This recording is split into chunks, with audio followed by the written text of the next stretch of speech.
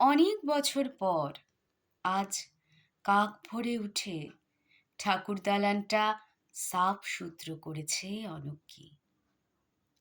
বহুদিন ঘটাপটা করে পুজো আচ্চা হয় না এ বাড়িতে। কাল যখন রুমুর বন্ধু এসে খবরটা দিল, প্রথমে বিশ্বাসই হয়নি ওর। পরে যখন সে ছেলে মোবাইলে রুমুর ছবিটা দেখালো, ছানি পড়া ঝাপসা চোখেও পেটের ধনকে চিনতে ভুল হয়নি। সেই থেকেই শরীরে মনে যেন বউবেলার বল ফিরে এসেছে ওর। আজ লক্ষ্মী পুজো, এমন দিনে ঘরের ছেলে ঘরে ফিরছে, মায়ের পুজোটা না করলে হয়? পাড়ার ঝিঝিউড়িদের জনে জনে ডেকে খবরটা দিয়েছে। ছেলে ছোকরাগুলো ফল পাকুড় জোগাড় করে নারকোল পেড়ে কেটে কুটে ছাড়িয়ে দিয়েছে। বাকিটা অনক্কি নিজেই করে নেবে। এমনিতে ও একা বিধবা।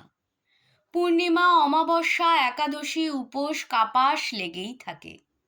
অন্যদিনেও একার জন্য চুলো জ্বালতে ইচ্ছে করে না। ভাতের সেদ্ধ নয়তো জলমুড়ি দিয়েই চালিয়ে নেয়। তবে আজকের ব্যাপারটা আলাদা। আজকে ওর অনক্কি অপবাদটা ঘুচবে। ও হবার পর বাপের আয় পয় বেড়েছিল, তাই সে সোহাগ করে মেয়ের নাম লিখেছিল লক্ষ্মী। গা ঘরের মানুষজনের মুখে মুখে তা নক্কি হয়ে গেল। তারপর মাধবের সঙ্গে বিয়ের বছর ঘুরতে না ঘুরতে রুমু হলো। মা লক্ষ্মীর আশীর্বাদে সুখ আর আনন্দ উথলে পড়ল এ সংসারে। কত লোকজন, বাড়ি ভর্তি, কত হাঁকডাক, কত আলো তখন এ বাড়িতে। তারপর কি যে হলো, দুদিনের জ্বরে মাধব মরল। ছোট্ট রুমুকে সেই যে নিয়ে গেল মাধবের নিঃসন্তান বড় দাদা বৌদি তাদের শহরের সংসারে, আর সে ছেলে মায়ের কাছে ফিরল না। পড়ে রইল এই বাড়ি, পুকুর, জমি জমা, ঠাকুর দেবতা আর নক্কি।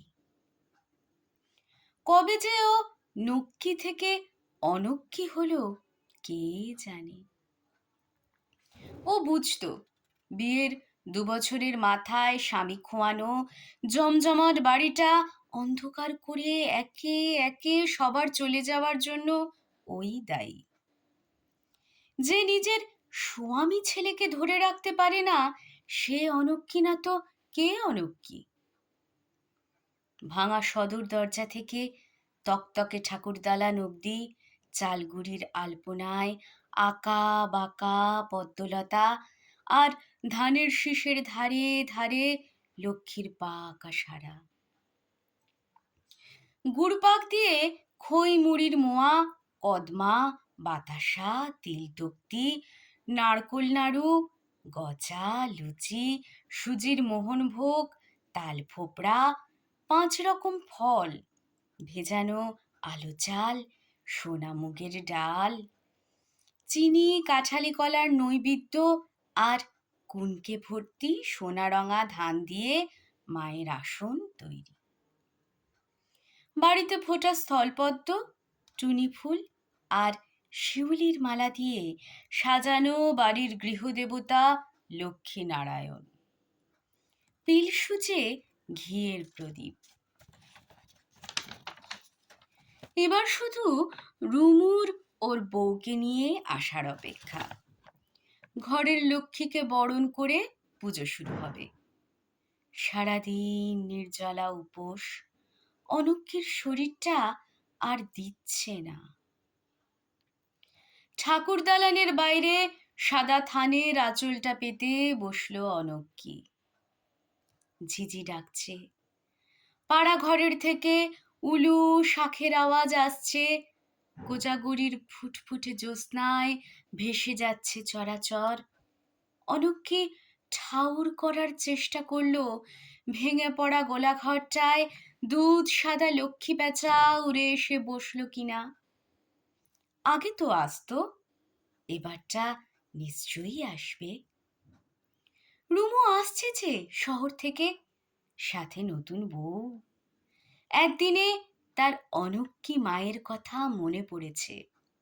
এবার এ বাড়িতে আলো জ্বলবে, সুখ আনন্দ ফিরবে নতুন বউয়ের লক্ষ্মীমন্ত আলতা পরা পায়ের রূপোর মলের রুনুঝুনুতে।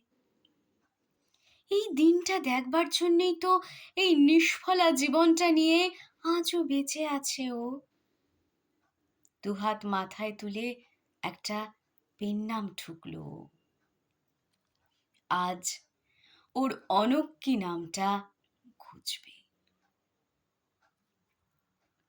অনেক রাতে পুরনো বন্ধুদের সঙ্গে উল্লাস সেরে ঈষৎ টলমল পায়ে বউ নিয়ে বাড়ি ঢুকলো রমিত। নিভু নিভু প্রদীপের আলোয় দেখল ঠাকুর দালানের বাইরে শীর্ণ দুগালে চোখের জলের দুফোঁটা শুকনো দাগ নিয়ে অনক্কিটা এতদিনে মরেছে। নমস্কার, শুনছিলেন লেখক বাপ্পাদিত্য দাশের লেখা গল্প অনক্কি, প্রযত্নে সানার গল্পের ছাপি।